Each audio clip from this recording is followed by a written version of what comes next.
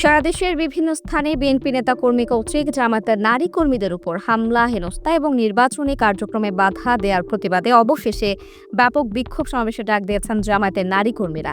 জামায়াতের কেন্দ্রীয় মহিলা বিভাগের উদ্যোগে আগামী 31 জানুয়ারি রাজধানীর সোহরাওয়ার্দী উদ্যানে এই নারী সমাবেশ অনুষ্ঠিত হবে।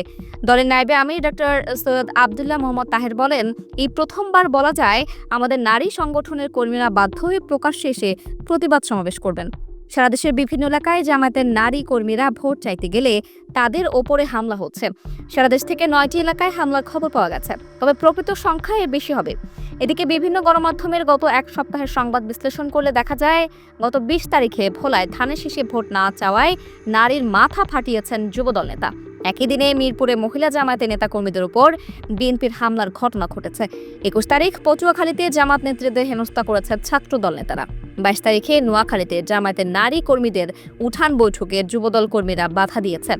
একই দিনে নাটোরে জামায়াতের নারী কর্মীদের চট থাপ্পড় মারার অভিযোগ উঠেছে বিএনপি নেতা কর্মীদের বিরুদ্ধে।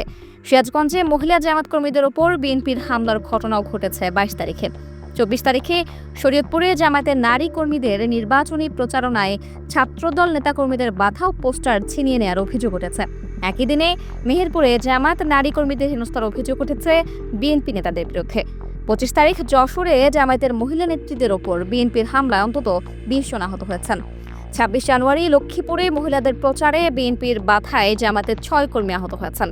একই দিনে লালমনিরহাটে মহিলা জামাত কর্মীদের হিজাব খুলতে চাওয়ায় ব্যাপক সংঘর্ষের ঘটনা ঘটেছে।